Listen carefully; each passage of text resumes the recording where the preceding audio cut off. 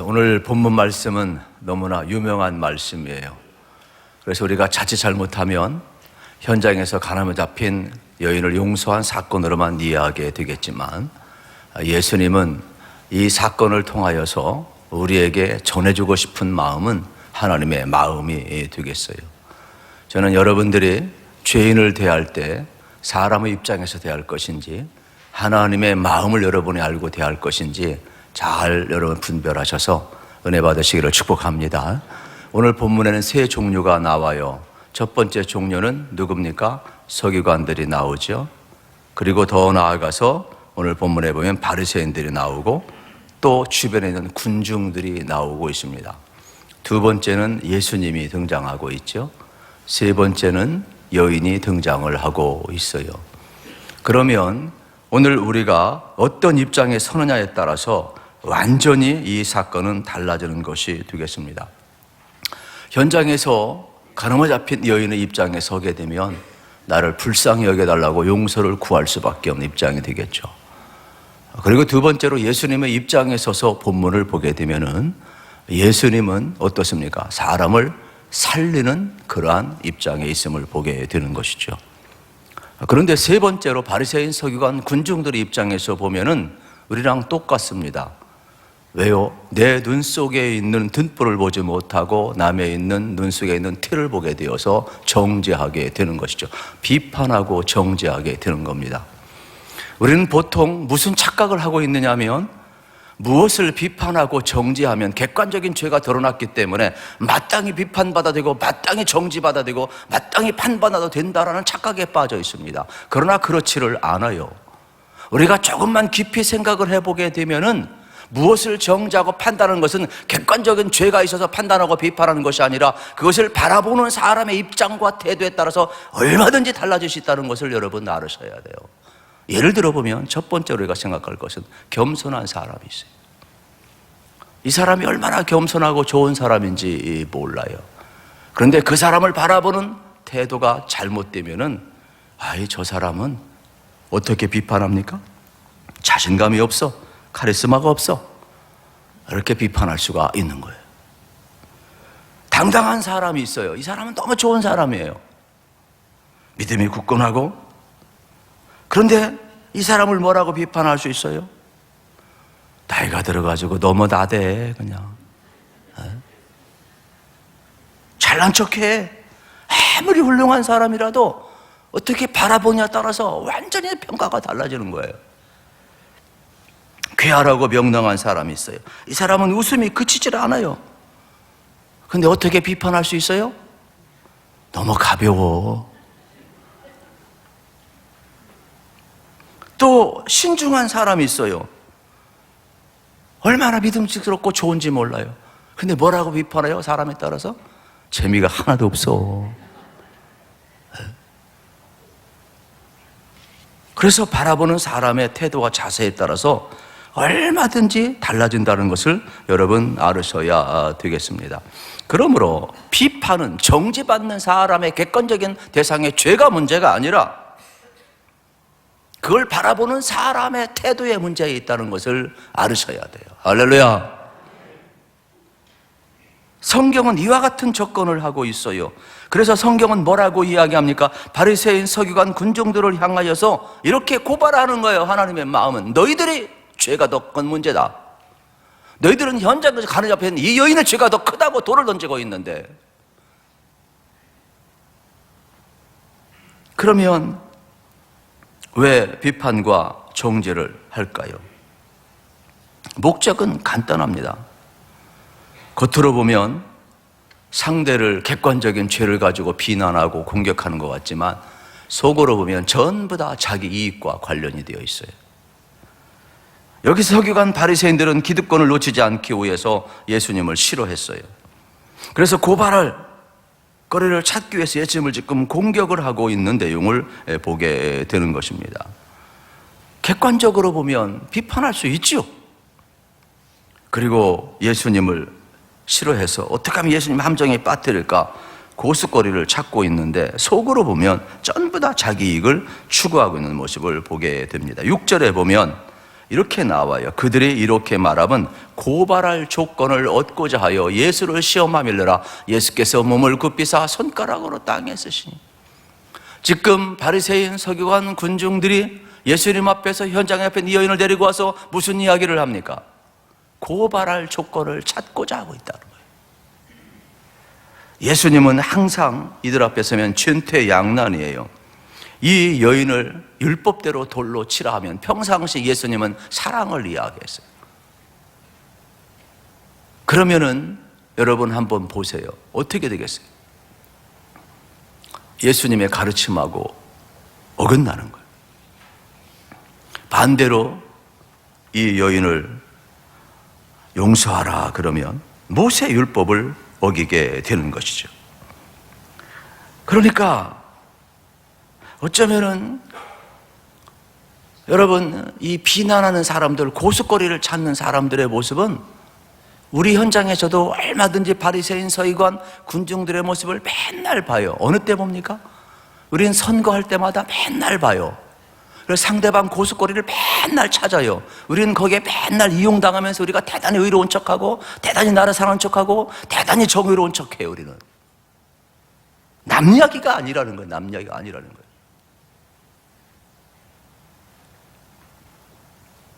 사실은 객관적으로 공격하는 것 같지만 속으로는 전부 다 자기 이익이에요. 자기 이익 챙기려고 별짓을 다 하는 거예요. 또 하나 이유는 남을 정죄하면 쾌감이 있어요. 인간은 존재론적으로 죄인이기 때문에 불안해요. 그래서 죄인이기 때문에 죄를 짓는 것이지요. 우리가 죄를 지으면 죄를 알아요. 그래서 죄책감과 불안감 속에 있어요. 인간은 양심이 있기 때문에 불편한 거예요. 전부 다.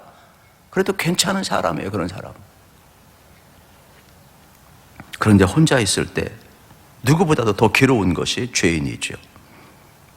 이때는 방법이 없어요. 예수님 만나야 사는 거예요. 예수님이 없으면 자기 불안을 이기기 위해서 남을 공격하게 되는 거예요. 남을 공격하면 그 순간 자기의 죄는 안 보이고 객관적으로 남의 죄만 보이기를 시작을 하는 겁니다. 순간적으로 불평을 해소할 수가 있어요. 그래서 정죄하고 비판하는 것은 대부분 중독입니다, 여러분. 무서운 겁니다, 여러분. 한번 보세요. 한번 비판과 정의 시작하면 죽을 때까지 그 짓 합니다. 중독이에요, 중독. 남을 공격하지 않으면 자기 괴로움을 이룰 수가 없는 거예요. 그래서 또다시 남을 공격하고 일종의 비판 정죄는 마약과도 같은 것임을 우리는 보게 되는 것입니다. 바리새인 서기관들, 여러분, 죄책감이 무엇으로 나타납니까? 맨날 사람 앞에서, 하나님 앞에서 하는 행동이 뭐예요? 옆에 있는 사람들과 비교해요. 그러면서 그냥 하나님 앞에 기도하든지 하나님 앞에 드리면 되는 건데 맨날 비교해요. 하나님, 나는 저 세리들과 같지 않습니다. 나는 11조도 했습니다. 나는 범죄도 하지 않았습니다. 그러면서 어떻게 합니까? 일주일에 이틀씩 금식도 합니다. 투색도 않고 불의도 행하지 않았습니다. 왜 맨날 이런 식으로 하나님 앞에 나아가고 사람 앞에 나아갑니까? 이게 중독이에요, 중독. 하나님 앞에 나가서 죄 씻음 받고 용서받으면 쉬운 문제인데 하나님 앞에 내가 죄인이라면 아주 쉬운 문제인데 그걸 안 하니까 불안하고 남을 공격하게 돼요. 남을 공격하는 순간 나는 저 사람과 다르다, 나는 죄인이라는 착각에 빠지게 되어 있어요. 그래서 이들이 하는 일은 뭡니까? 남을 정죄하고 비판할 때 자기 이익을 위해서, 쾌감을 위해서 대부분 한다는 것을 여러분 기억을 해야 됩니다. 이런 사람들은 순간 자기가 의로운 것 같지만 하나님 앞에 버림받습니다. 사도 바울 같은 경우도 한번 보세요. 그가 자기가 의롭다고 할 때 전부 다 예수 믿는 사람 핍박했어요. 남을 정죄했어요. 공문을 가지고 정정당당하게 다메스커스까지 가서 예수 믿는 사람을 잡아 다 죽였어요. 감옥에 다 가두었어요. 그런데 영광의 빛이 비추고 나니까 그는 이렇게 고백을 합니다. 내가 죄인 중에 괴수입니다. 내가 죄인이랍니다 고백하는 사람은 죄인이 아니에요. 그러나 내가 의롭다고 하고 남을 공격하는 정당한 사람들, 객관적인 죄에 대해서 비판과 정의를 가장한 사람들이 진짜 죄인인 거예요. 오늘 우리 사회 속에서 우리는 어떤 위치를 취해야 되는가를 깊이 있게 깨달아야 되는 거예요. 내가 무슨 죄를 지었느냐? 나는 정정당당하다. 그 사람은 괴수 중에 괴수입니다. 여러분. 자기 죄가 안 보이니까 그런 말을 하는 거예요. 영광의 빛이 비치면 내 모습이 보일 수밖에 없어요.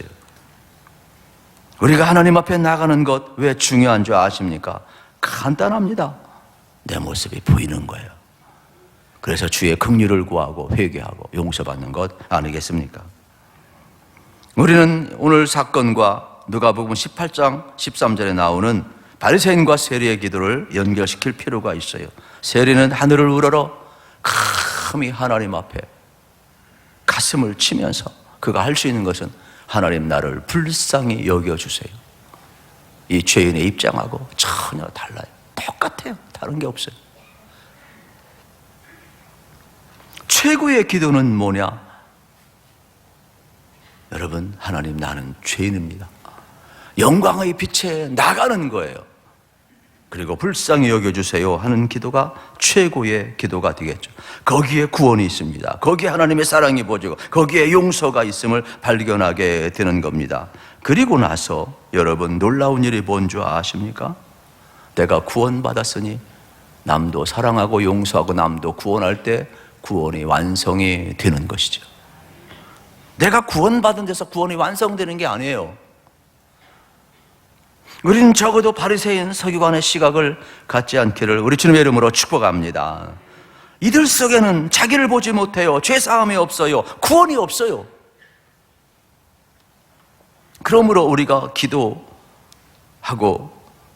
이 세리의 자세가 필요하고 인생을 살아가면서 정말로 가져야 할 대상은 상대를 비판하고 정죄하는 것이 아니라 상대를 어떻게 해야 되겠다요? 훌륭하게 만들어야 되겠다. 이러한 자세를 갖기를 축복합니다.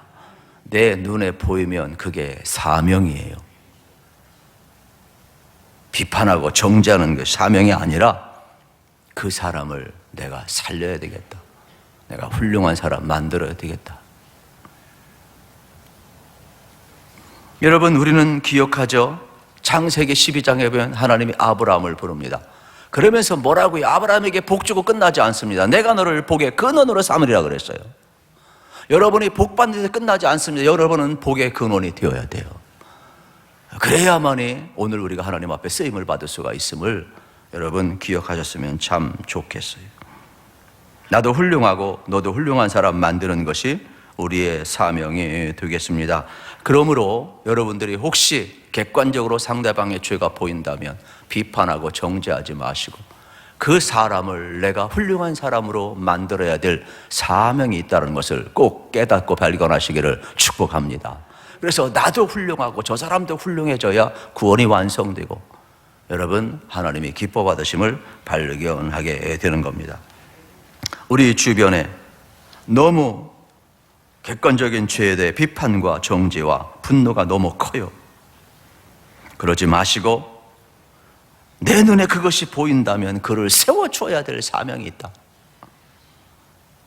그래서 살려내는 거룩한 종이 되시기를 우리 주님의 이름으로 축복합니다. 그리고 두 번째 입장은 가늠한 여인이 되겠습니다. 이 여인에 대해서 우리가 생각해 볼 필요는 있어요. 이러고 싶어서 이러지는 않았을 거예요. 적어도 이 여인의 환경을 우리가 조금만 생각하고 추론해 보면 어려웠을 거예요. 그리고 아마 일찍 부모님을 여했을지도 몰라요. 그리고 먹고 살기 바쁘다 보니까 길거리나 어디 주유소에서 자다가 자기도 모르게 따뜻하게 한 남자가 다가와서 밥을 사줘서 마음을 열고 몸을 줬는데 나중에 알고 보니까 유부남이야. 빼박을 수가 없어. 그게 들통이 났는데 사람들은 나보고 간음했대. 비참한 여인의 아픈 여인이죠. 얼마든지 드라마 한 편을 쓸 수가 있어요. 전체를 보면 이 여인은 불쌍한 여인이에요. 또 하나는 욕망일 수도 있어요. 이때는 초막절이었어요. 물축제가 이루어져요. 그러다 보니까 여러분, 사람이 축제에 빠지면 누구나 다 자기도 모르게 무장해제가 되는 거예요. 그러다 보면 온 몸에 물이 뿌려져 있으니까 몸도 섹시할 것이고, 또 상대방이 나를 욕망의 대상으로 보게 될 것이고, 그러다 보면 이 페스티벌 속에서 욕망에 사로잡혀 자기도 모르게 일을 저지를 수도 있을 것입니다. 또 하나는 음모론이 되겠죠. 왜냐하면 간음은 안 보이는 데서 하지, 이렇게 바리새인 서기관 군중들 앞에 잡힐 정도로 미련한 여자가 어디 있어요?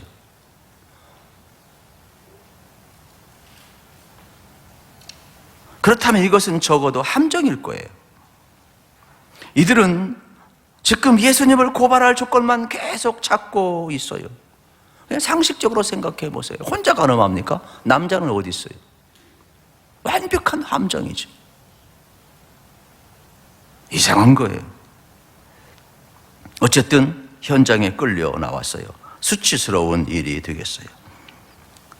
예수님은 모든 것을 아시는 분이잖아요. 그런데 예수님은 정죄하지 않고 있어요.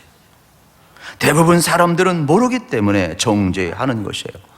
자기 입장에서, 바리새인 서기관 군정들의 입장에서 예수님 싫어서 예수님 고발할 조건만 찾으니까 어떻게든 예수님 함정에 빠뜨려야 되겠다라는 이러한 입장에 있다 보니까 이 여인을 전부 다 돌로 치려고 하는 거죠. 여러분, 우리도 부분적으로 알면 어쩔 수가 없어요. 우리도 똑같은 입장에 설 수밖에 없어요. 그래서 이 땅을 살아가면서 이게 우리 인간의 모습인데, 왜냐하면 고린도전서 13장에 보면 우리가 지금은 부분적으로 하나 그날에는 온전히 알리라. 할렐루야. 그만큼 우리가 은혜 없이는 안 되고 성령님의 역사 없이는 안 되는 거예요. 우린 누구나 다 이 자기의 편견과 오만과 여러분 자기 입장에서 부분적으로 보는데 사로잡혀 살아가고 있기 때문에 전체를 보지를 못해요. 그 날이 빨리 와야 돼요. 그래서 어떤 분이 재미난 이야기를 들어요. 너무나도 유명한 내용이니까 여러분 잘 아시죠? 이 본문 속에서 항상 모든 목사님들이 등장하는 내용이 하나 있어요. 그게 뭐냐면은 이 실화예요, 실화. 지하철을 타고 가는데 아이가 막 산만하고 막 떠들고 왔다 갔다 해요. 근데 옆에 있는 아버지는 통제를 안 해요. 근데 옆에 있는 사람이 눈살이 찌푸려지는 거예요. 그래서 할 수 없이 점잖은 어르신이 훈계를 해요. 아이 좀 통제하라고. 넉넉히 있던 옆에 있던 아버지가 일어나서 굽신굽신 죄송합니다.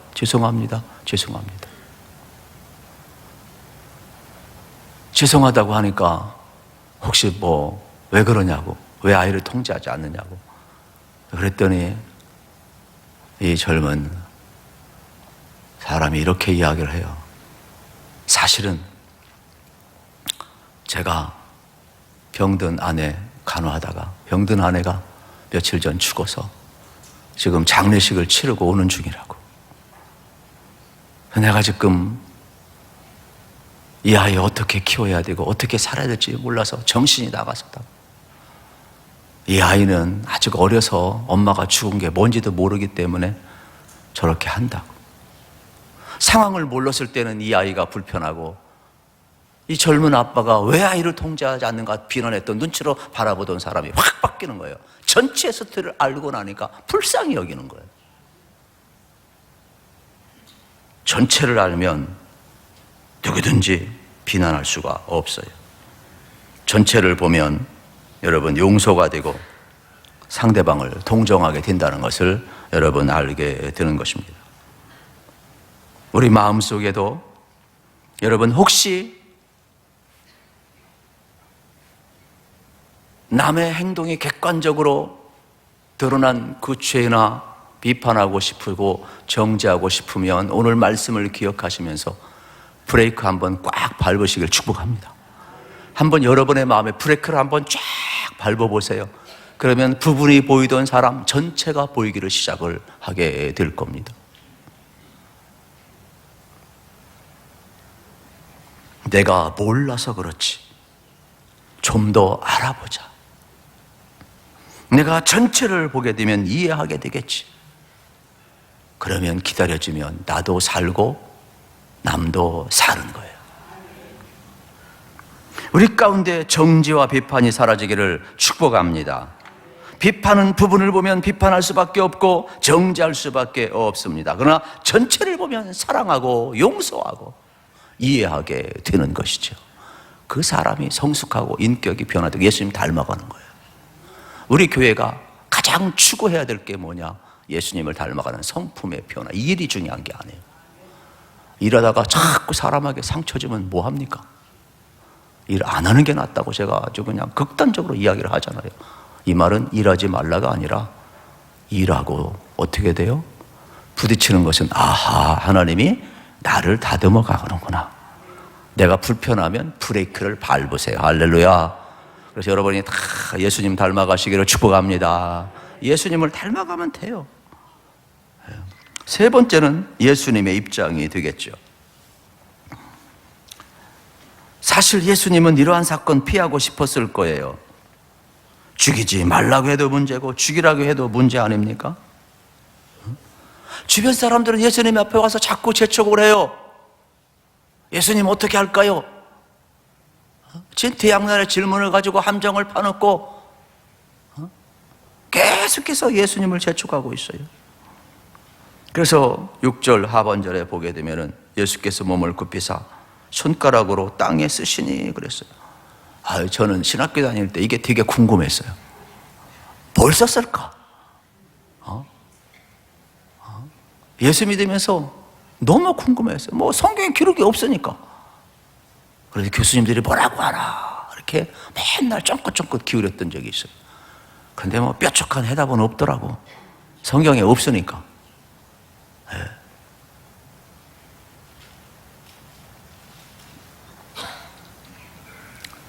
우리는 1절, 2절에 보게 되면 초막절에 이제 예수님께서 인기가 얼마나 좋았는지를 알 수가 있어요.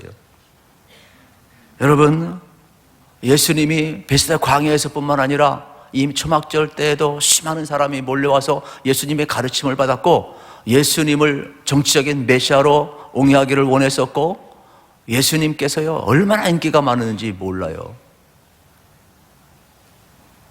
그런데 예수님은 군중들을 뒤로 물리치시고 감람산으로 가서 조용히 기도하고 있는 장면을 보게 되는 거예요. 하나님께만 집중하고 있는 모습이 오늘 본문이에요, 여러분.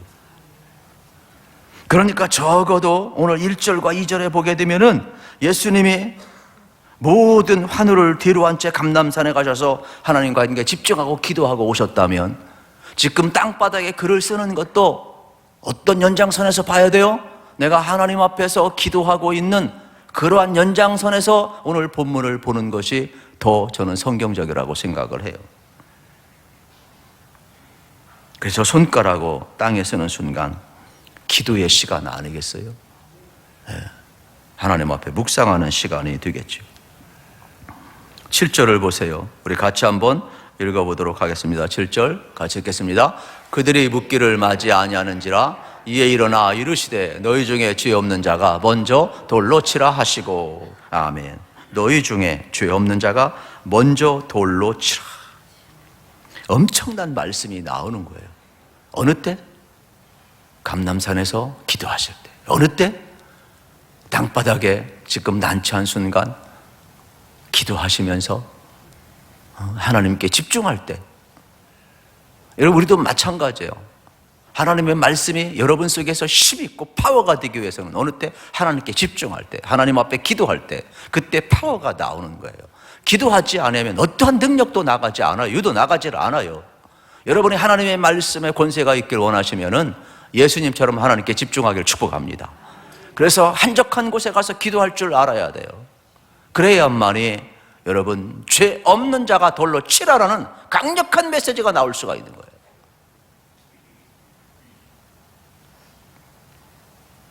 저는 그래서 이 7절 말씀, 죄 없는 자가 돌로 치라. 여러분, 우리가 히브리서 4장 12절 말씀처럼 하나님의 말씀은 살았고 은동력에서 좌우의 날선 어떤 것보다도 예리하여 혼과 및 간절과 고소를 찔러 쪼개도 남는다 그랬어요. 지금 모든 사람은 예수님을 함정에 빠뜨리려고 객관적인 죄를 가지고 정죄와 비판의 대열에 서 있습니다. 잘못하면 예수님 돌에 맞아 죽어야 될 상황이에요. 그런데 이때 예수님의 말씀이 얼마나 강력했던지 죄 없는 자가 돌로 치라, 이 말씀은 살아서 움직이기 시작을 하는 거예요. 하나님의 말씀은 우리를 살리는 힘이 있음을 믿으시기를 축복합니다. 여러분이 성경 읽고 묵상하고 암송하다 보면 그 한 단어 한 구절이 나를 살리는 날이 반드시 온다라는 것을 보게 되는 겁니다. 또 하나는 예수님의 가르침은 영적 권위가 있었지요. 예수님의 가르침은 서기관들과 같지 않다라고 이야기하고 있음을 발견하게 되는 겁니다. 왜요? 예수님은 여러분 어떻습니까? 하나님으로부터 오셨잖아요. 그러니까 하늘의 권세를 가지고 여러분 예수님의 말씀에는 이렇게 권세가 있었어요. 요즘 같으면 죄 없는 사람이 돌로 치라 그러면 진짜 죽었을 거예요. 왜요? 왜요? 예수님과 같은 권위가 없잖아요. 여러분 똑같은 말을 인용한다고 모든 사람이 돌을 내려놓고 도망갔을까요? 그렇질 않아요.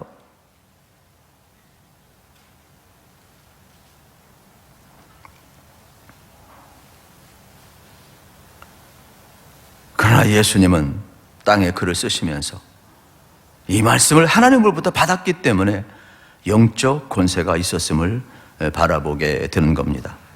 저는 여러분들이 기도 많이 하셔서 하나님으로부터는 영적 권위의 권세가 있기를 축복합니다. 8절을 보세요. 다시 몸을 굽혀 손가락으로 땅에 쓰시니 그랬어요. 그러면 뭘 다시 썼을까? 9절에 보게 되면 이들이 양심의 가책을 받아 다 그 자리를 떠나고 있어요. 이것을 보면 적어도 양심의 가책을 받았다. 그러면 뭘까? 예수님은 모든 것을 다 아시니까 그들의 죄를 다 거기에 썼을 것이다. 그런 뜻 아니겠어요? 이 말씀은 우리 인생 가운데 죄 없는 인생은 없다라는 거예요. 그래서 여러분들이 예수님을 만나면 내 죄가 보이는 거예요. 내 죄가 안 보이는 사람, 나의 연약함을 모르는 사람은 예수님 앞에 안 선 겁니다. 어떻게 태양빛 아래 모든 게 안 드러나겠어요? 어떻게 영광의 빛이 내게 비치는데 사도 바울처럼 내가 죄인 중에 기술하고 고백할 수밖에 없죠. 어떻게 내가 안 보입니까? 졸고 있는 사람은 회개하기 바랍니다. 어떻게 이러한 상황에 졸 수가 있어요? 졸아도 괜찮아요, 사실은. 피곤하면 조는 거예요. 영이 죽어서 죽은 사람은 회개하고 피곤해서 자는 사람은 깊은 잠 자시기를 축복합니다. 그냥 그렇다라는 거예요.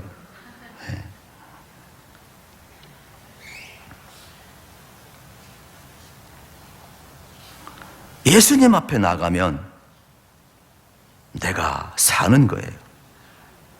지금까지는 이 여인의 죄만 보았는데 예수님 앞에 직면하고부터는 자기의 죄를 보는 거예요. 그러니까 하나 둘씩 분노가 사라지고 그들은 이 자리를 떠나고 있는 장면을 보게 되는 것이죠. 이게 은혜 아니겠습니까? 나를 보고 내 죄를 보면 그게 은혜예요. 거기서부터 이미 그 사람은 산 사람이에요. 내가 죄 지었기 때문에 망하고 지옥 가는 건 아니에요.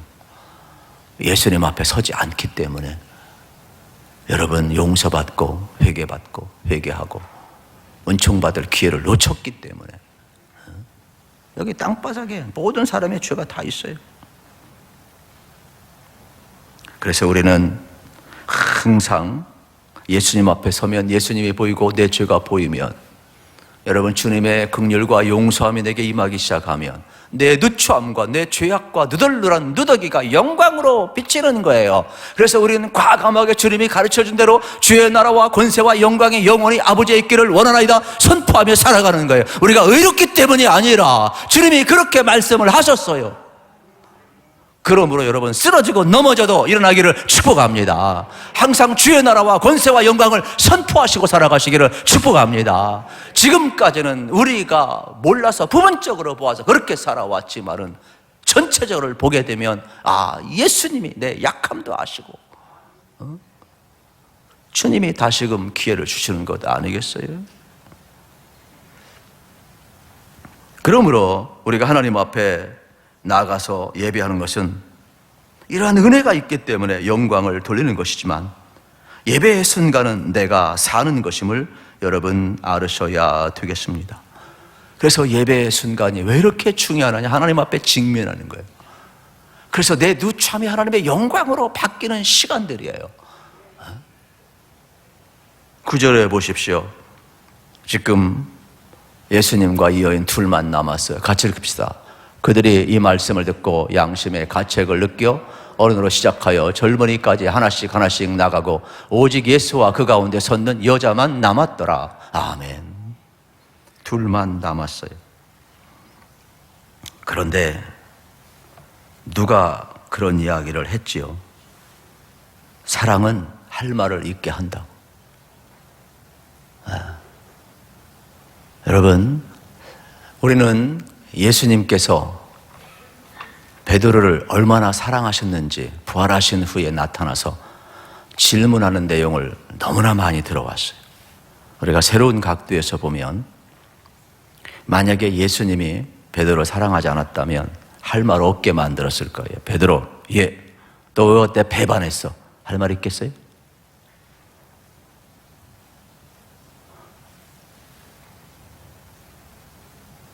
너 어떻게 그럴 수 있어? 다른 사람 다 부인해도 안 부인했다고 했잖아. 남의 일은 중천금 아니야? 베드로 할 말 있겠어요? 할 말 없어요. 그런데 예수님은 베드로에게 부활에 나타난 질문이 뭐예요? 다 먹여주시고 힘을 볶아주시고 베드로야, 너 아직도 나 사랑하니? 그게 허물을 묻질 않았어요. 진짜 사랑은요, 상대방이 대답할 말을 잊게 하는 거예요. 이 여인의 입장에서는 예수님 앞에 할 말이 없지요. 그런데 10절을 보세요. 10절 같이 읽겠습니다. 시작. 예수께서 일어나사 여자 외에 아무도 없는 것을 보시고 이르시되 여자여, 너를 고발하던 그들이 어디 있느냐? 너를 정죄한 자가 없느냐? 여러분 한번 보세요. 이 여인이 다른 질문 받았으면 대답 못했을 거예요. 논술형으로 대답하라 그랬으면 대답 못했을 거예요. OX 단답형으로 찍으라고 그러니까 금방 이야기하잖아요. 야, 두 번 봐봐. 너 정죄하는 사람이 있니 없니? 없나이다. 대답하잖아. 이게 사랑이야, 이게 사랑. 상대방이 할 말 있게 만들어주는 게 사랑이에요, 사랑.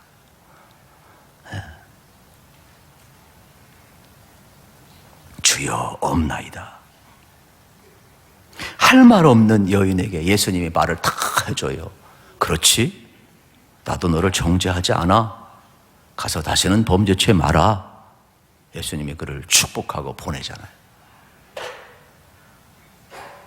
사랑은 듣기 싫은 소리, 대답할 수 없는 질문을 하지 않는 거예요. 참 사랑은 대답할 말을 잊게 함을 발견하게 돼요. 너를 고발하던 그들이 어디 있느냐? 주여 없나이다. 여러분, 이게 참 얼마 전에 우리 설 명절 있었잖아요. 설 명절에 하지 말아야 될 질문 뭔지 아십니까? 잘 알잖아요. 그렇죠. 제일 듣기 싫은 소리가 너 언제 결혼할 거니? 그건 옛날 이야기, 옛날. 요즘 버전이 바뀌었어요. 너 연봉이 얼마니? 그리고 하지 말아야 될 것. 너 결혼한 지가 얼마 됐는데 왜 아기를 안 갖니? 절대로 하지 말아야 될 질문이에요. 사정이 있어요. 안 갖는 게 아니라 안 생길 수도 있잖아요. 다 사연이 있어요. 나름대로 아픔이 있어요. 그러니까 묻고 싶다고, 내가 말하고 싶다고 다 말하는 건 사랑이 아니에요, 여러분. 멀리서 좀 진득하게 좀 기도해 주시기를 축복합니다.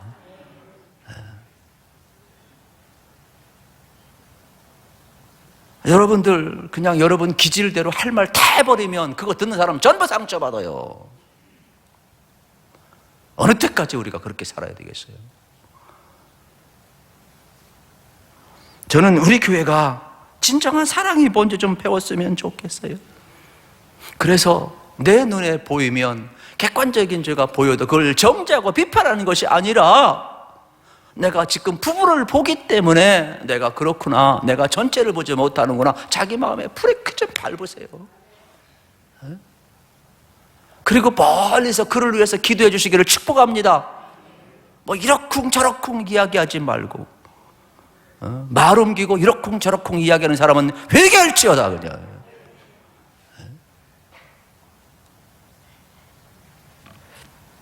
예수님은 용서해주고 덮어주었어요.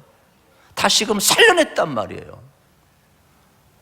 우리가 사람을 살리고 사람을 세우는 교회라고 하는데 맨날 죽여버려 그냥. 그리고 목사 보고 신방 가라고 위로하라고 상담하라면 되겠어요? 이미 다 뭉그러지고 죽어버렸는데 뭘 살려내? 여러분이 살려내세요. 여러분이. 할렐루야. 그 정도 아멘 가지고는 안 돼요. 브레이크 좀 밟으세요. 브레이크 좀 밟으시고, 우리 지원사님 박수 한번 쳐줘야 돼. 그냥 아주. 아멘은 하나님 영광 받는 거잖아요. 하나님께 영광. 내 권사님 앞에 박수 친 건 아니고 권사님을 통하여 하나님 영광 받으시라고. 권사님을 통해서 하나님 영광 받으시라고. 왜요? 우리를 위해서 이름이 선분이라 그런가 그때 선도적인 역할을 하시는. 다시 살려내는 거. 여러분, 적어도 우리는 주님께서 가르쳐준 기도를 기억해야 합니다. 주님이 뭘 가르쳐 줬습니까? 주님, 우리가 이 땅에서 우리가 우리에게 죄 지은 자를 사하여 준 것 같이 우리의 죄를 사하여 주옵소서. 우리는 그토록 용서받기를 원하고 죄 사함 받기를 원하고 덮어지기를 원하면서 우리가 얼마나 남을 용서했냐는 것. 주님 앞에 섰을 때 내가 이 사람도 용서했습니다, 사랑했습니다, 적어도 이런 말을 할 정도는 돼야지. 주기도문 맨날 앵무새처럼 했는데 남을 한 번도 용서하지 못해, 덮어지도 못해, 살려내지도 못해, 남을 훌륭하게 만들지도 못했어. 그럼 주님 앞에 서서 무슨 할 말이 있겠어요? 여러분, 주님이 훌륭하게 만들었으니까 이제 여러분도 남의 객관적인 죄가 보이면, 아, 이 사람 내가 훌륭하게 만들기 위해서 나를 파송했구나. 할렐루야. 여러분은 그래서 여러분의 가정을 살려내는 복덩이들 아니겠어요? 우리 교회도 마찬가지예요. 이제 결론을 내리고자 합니다. 이것이 서로가 사는 길이에요. 여기 서기관 바리새인 군중들은 자기 이익을 위해서 또 자기 쾌락을 위해서 남을 비판을 했어요. 그러나 예수님은 어떻습니까? 살려낸 일을 감당을 하셨잖아요. 이 여인은 예수님 앞에서 자기의 죄를 보고 긍휼을 구하고 있잖아요. 그렇다면 오늘 우리는 어떻게 해야 되겠습니까? 부분을 보면 남을 정죄할 수밖에 없지만 예수님처럼 전체를 보면 오죽했으면 이렇겠어요. 오죽했으면. 전체를 보면 절대로 남 비난할 수가 없어요. 그러므로 어떤 객관적인 죄가 드러나고 약점이 드러났다고 해서 그걸 공격거리로 삼지 마세요. 브레이크를 탁 밟으시고 전체를 보면 그분이 그럴 수밖에 없는 이유가 있을 거예요. 그러면 우리는 사랑하게 되고 용서하게 되겠지요. 그래서 저는 여러분들이 예수님처럼 살려내는 역할을 감당하시기를 축복합니다. 하나님 감사합니다.